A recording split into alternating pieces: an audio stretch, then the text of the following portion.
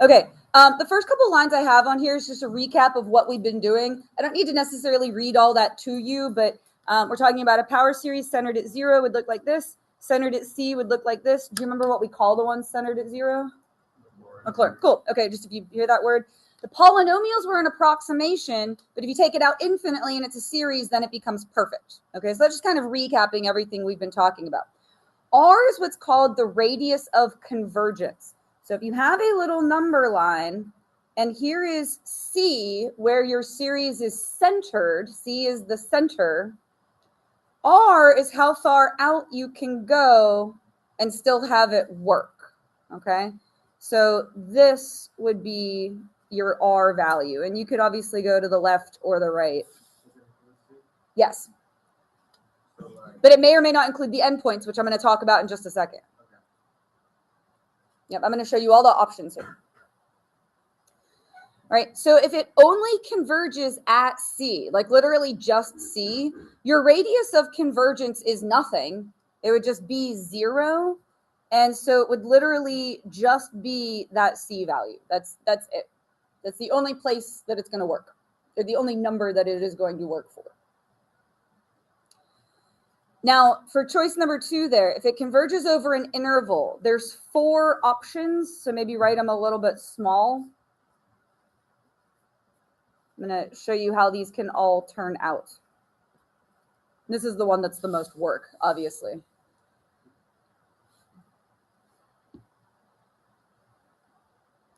So if it converges over an interval, you can get away from C for a little bit, okay? But you have to check the end points. Either both end points will work, in which case you will put brackets. So you get everything in between and they're brackets. Or only one of them will work and the other will not. So what do we put if you don't include it? It'd be parentheses, okay? Yeah, I guess not technically. Or it could be the other way around, parenthesis here and bracket here. Bless you. Or what's the fourth? Yeah, both parentheses. Okay, good. So those are, you check your endpoints is the end of the story for that, all right?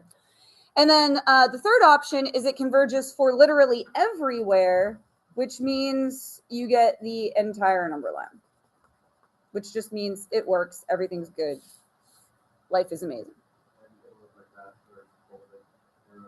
I did that to give you a visual. You're not really going to need a number line.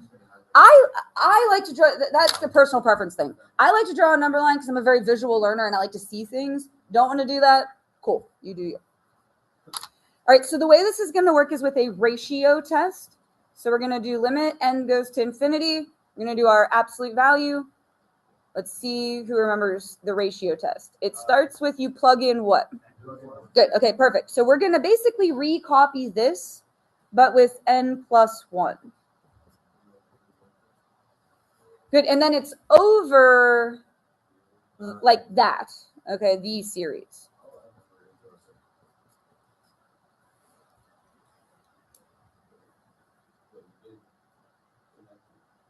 Well, it wasn't a fraction. You're thinking of like, just hold on, I'll get there. See, you're all so bright and intelligent and like remember, you have such good memories. You're like, oh, I remember it looking like this. Like, just hold on a second. I promise I have an example of each way it can turn out on here. Okay. So now we're going to do, and writing limit is very important. Limit n goes to infinity, and you want to try to cancel some things out. So what is going to go away? Or like, what will we be left with out of these factorials? An n plus 1 on the top. And then also an x on the top, and then just nothing in the denominator. I guess you could put it over 1 if you really want to. But that all kind of went away.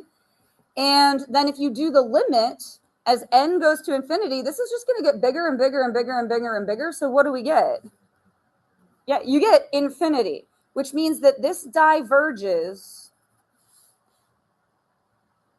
And so our radius of convergence is 0. Does that make sense? It didn't work. It failed, basically. All right. So we don't get a radius of convergence. It's just nothing. So our interval of convergence, and this is considered an okay abbreviation, IOC, interval of convergence is literally just where it's centered. So it is C equals what? Where was this one centered? If you look back, do you see how it's literally just an X? So it's centered at 0. You're not really going to be able to mess that up. If it's centered somewhere else, it's going to be really obvious. Like, can you flip over to the back and find one that's centered somewhere else? Like, do you see one that's centered not at 0? Yeah, do you see this one is centered at 2? It'll pop out at you, okay? Most of them are going to be 0, though, okay? All right, let's try another one. Limit n goes to infinity. How important is it to write the limit? Very. All right, limit. All right, so we're going to plug in n plus 1.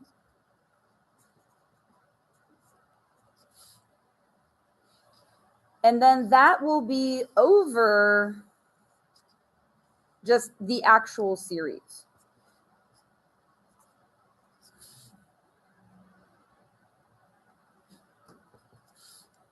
If you want to skip that step and go straight to doing the reciprocal, you can. And I may do that on some of the ones on the back just to save space on the paper. Okay? It's going to be limit n goes to infinity, and to save us some writing, because these are already a lot of writing. When you divide by a fraction, you multiply by the reciprocal. Everyone's quiet and writing. Usually when we get to a point like this, because you've learned the ratio test before, everyone's kind of working at their own pace. And like some of you are ahead of me, some of you are behind me. I'm just pausing for a second because we all write at different paces, which is cool. So now we're going to try and cancel some things out. We're going to have an x left here. And then that's kind of it. The rest of this is just going to stay put. And then you evaluate the limit. The numerator has an n squared. The denominator, if you multiplied this out, would also have an n squared. When it's a tie, you use the coefficients, which would be x over 1, which is just x. Almost ran out of space, but I'm going to fit it in. Do you remember what this has to be less than for the ratio test? 1. Good. Nice. Less than 1. So this one's going to be over an interval, okay? And I draw a number line. If you don't want to, that's fine. It's not a requirement. They're never going to need you to show that on the AP exam, but I just do it because visually I need that. Where is this centered? 0, and our radius is 1. So I know that my endpoints I need to check are -1 and +1. Because that's what we got right here. Oh, that's okay. And I will show you one on the other side of the paper that if it's not centered at 0, like how I'm going to show you how it turns out. I'm going to do an example of like each thing that can happen. Okay. So our radius is 1. If you get stuck on a question like this, though, on the AP exam, r equals 1 is a very good guess because for the ratio test, this needs to be smaller than 1. And oftentimes they're centered at 0, so the answer ends up being 1. So if you are like, I have lost my mind, 1 is a very good guess. Okay? It's a lot of work to just end up with 1. All right, so here's what's going to happen. You're about to hate me. We're going to plug -1 and +1, one at a time, back in for x and see if they converge or diverge. So welcome back to Unit 10. Okay? It's okay. P series, geometric series, comparison tests, all that good stuff. All right, so it would be summation and 1 to infinity. We're going to do -1 first. If you plug in -1 for x, it's going to look like that. And it's an alternating series test. Will it converge or diverge? Converge. You don't have to write out the work for it, though. At this point, if you know that it converges, we're just good. Okay? And then we're going to go back and plug in +1. So that would just be 1 to the n, which would just be 1. It's going to look like that. Let me move it up. And so what is that? That's not alternating anymore, but it's a P series. P is 2, which is bigger than 1, so it converges. Good. Got it. Nice. So our interval of convergence, we're going to use brackets for both of them.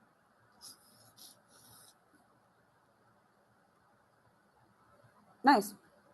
That was not like pulling teeth at all. You all hung in there with me. Good job. Go ahead. So the radius we got, again, we get to absolute x. Mm-hmm. It's less than 1 because that's what it needs to be for the ratio. So. Mm-hmm. And then we just build that by plugging it back in. Yep, that both of the endpoints also converge. So will every single one be negative 1 to 1? No. I've got more examples.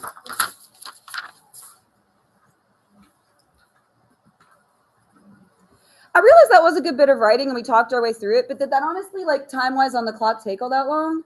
Not really. It was, like, that's my pep talk. It's never as bad as you think it's going to be, okay? All right, I'm going to try and skip that first step, see if you can hang in there with me, all right, so that we don't take up as much space on the paper. We're going to plug in n plus 1, and instead of dividing by it, I'm going to multiply by the reciprocal.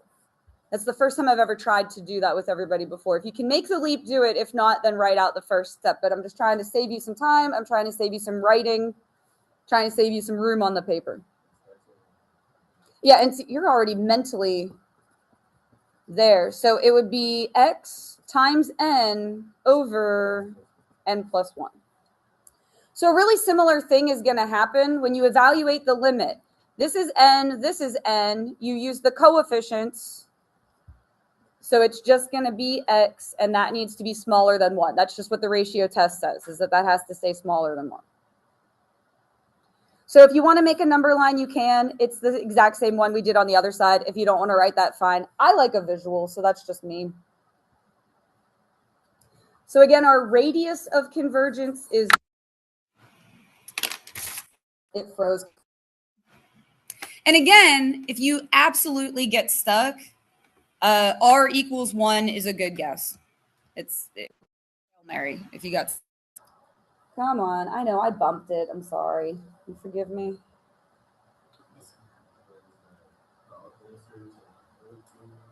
I see you're already on the next step. I'm trying to get my projector to work here. There we go. All right, so let's plug in -1 for x.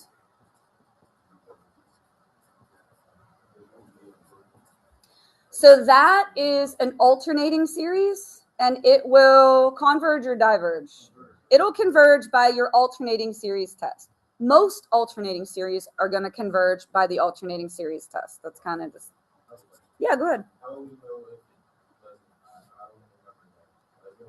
If an alternating series doesn't converge, if you do the limit to infinity, and it is anything but on God's green earth besides 0.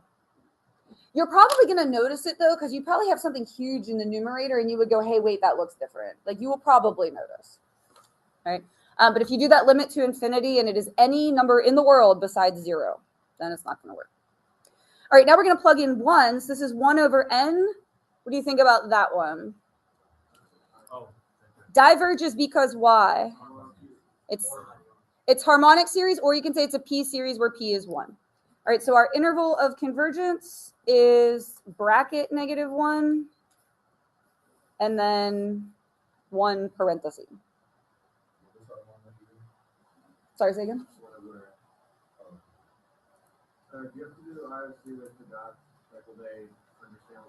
Yeah, I don't know. I mean, in the question, if they ask this on free response, it's going to say find the interval of convergence. So if you don't even write that, you're fine because they wrote it in the question. Yeah. So the -1, when we plugged it in, converged. So I put a bracket. It like works there. And then this one's harmonic. It diverges when we plugged in +1. So that's the one that works gets a bracket, and the one that diverges gets a parenthesis. All right, let's try another one. Limit n goes to infinity. This is actually going real quick. Now, because we're going to do an absolute value, do I need the alternator? The -1 part? No, we don't need that. All right. So we're going to plug in n plus 1. Let me talk you through this. If you plug in n plus 1, you are going to distribute the 2.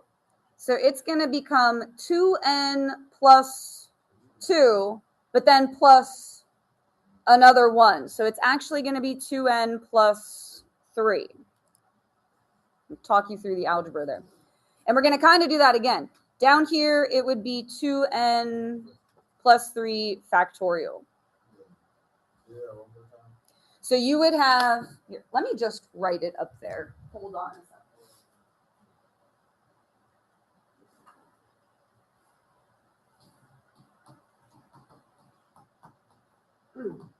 So if you distribute, you're going to get 2n plus 2 and then plus 1. And then 2n. Okay, cool. Yeah. All right.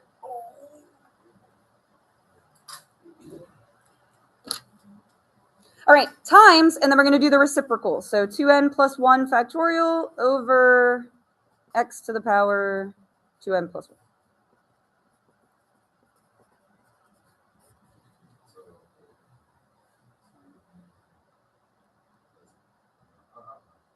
I'm going to talk you through it. Just hold on. Everyone writes at a different pace, so I'm trying to go slow here. It's the only thing we're doing. We have plenty of time, which I almost never say we have plenty of time, do I? It's like usually we're on a crunch. No, I do? All right, well, I'm always trying to pep talk us. It's never as bad as you think it is. So you want to subtract these. So 2n plus 3 minus 2n plus 1. The 2n's are going to cancel. And so it would be x squared. Good job. You did it. Now, what's going to happen with this one? And I'll annotate this as well. Okay, because I don't want to leave this all here. It won't show up on the recording, but that's okay. If you were to expand that 2n plus 3 factorial in the denominator, you would have 2n plus 3 times 2n plus 2 times 2n plus 1. Do you get what I'm saying? Okay. If you expand the 2n plus 1, these are going to cancel, and everything after is going to cancel or divide out. All right. So you are left with just these two, and where are they? Denominator. Perfect. All right. So in our denominator, we're going to have 2n plus 3 and 2n plus 2. Everything after that is going to cancel. So when expanding constant, or expanding factorials, use a constant? Yes, the 2n part doesn't change. Because if you think of it this way, like 5 factorial is 5 times 4 times 3 times, you just subtract 1, so the x part's not going to. So like 2n plus 3 is saying like 3 factorial times 2n each time? No. But you just take 2n plus 3 and you subtract 1. So it'd be 2n plus 2. And then if you subtract another 1, it's 2n plus 1. You're subtracting 1. Now we're going to evaluate the limit. As n gets bigger and bigger and bigger, this denominator gets huge. And so this is going to go to 0, which is less than 1, which means this converges. We're just good. Like, it works.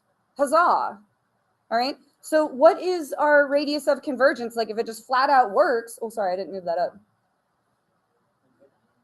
Yeah, infinity. It just worked. We get everything. And then I'm just going to go ahead and write our interval of convergence would then be, yeah, like the whole number line. Typically, if the makers of the AP exam know it comes out to infinity, all they'll ask you for is the radius of convergence. They won't ask you for the interval of convergence. So you'd probably be good just to put that. Because why would they ask this on top of that? That's a little weird. That's wrong. Yeah. No, I'm sorry. That was a horrible way to say that. Let's talk about it. Why can infinity and negative infinity not get a bracket? Let's just have the conversation. Yeah, they're not a number. It's not a value. So I'm sorry. That was so rude. I apologize. So that's wrong. But they will mark that wrong. So, all right. Limit. N goes to infinity. We're going to plug in n plus 1. And then that goes over just the series itself.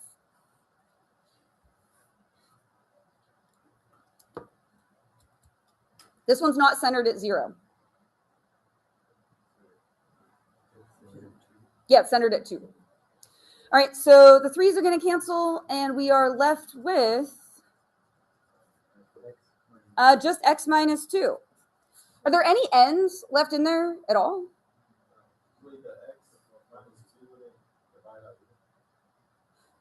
So please don't make me write it all again. In the numerator, it would be like x minus 2 and then like another one, and then but they would all cancel except for just one of them. Okay, thank you. Sorry, just a little exhausted. Are there any n's left in there? No, so we already evaluated the limit, and this needs to stay smaller than 1. So our center is 2.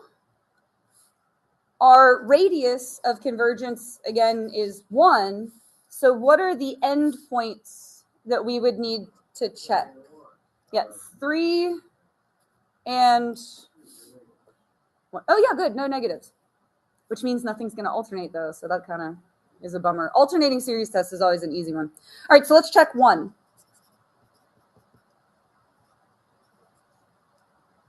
Oh, actually, we are going to get a negative.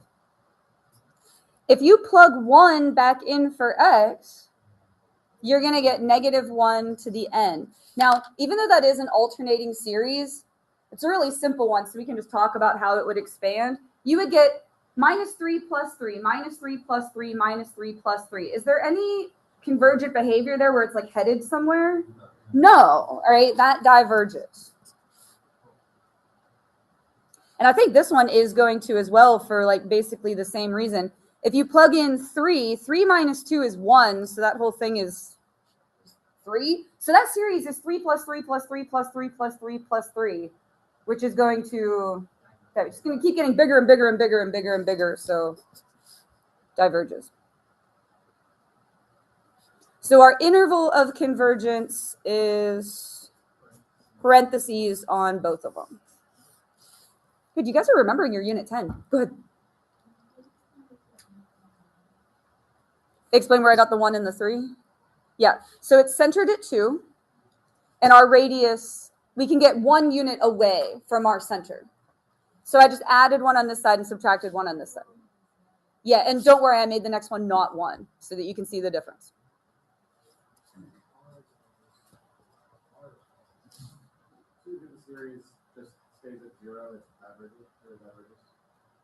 If you had 0 plus 0 plus 0 plus 0,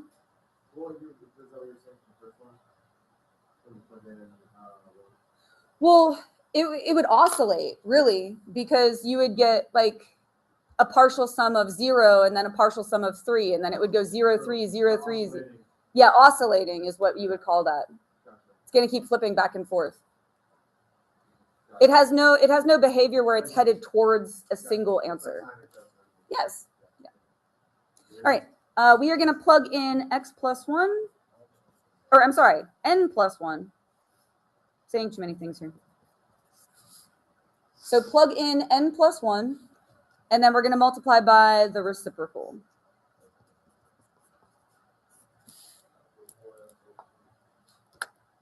Oh, wait, question? Sorry, that was a little quiet. Oh, okay. You might be ahead of me.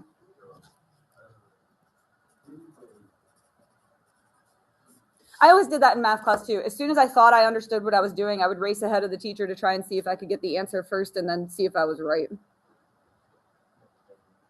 So what would we be left with in this one? We would have 4x in the numerator times n squared and then over the n plus 1 squared. Those don't cancel or divide out, but when we go to evaluate the limit, this is n squared, this is n squared, so you use the coefficients, so it's going to be 4x, and the ratio test says that has to be less than 1. So you have to divide both sides by 4. So what is our radius this time? It's not 1, it is 1/4. I told you I would show you one that was like, I want this to be the first example though. Throw everybody off. Now it's still centered at where? At 0. So we're going to have to check positive 1/4 and negative 1/4. Again, if you don't want to write this, that is totally fine. That is 100% a me thing. I just like a visual because that's me.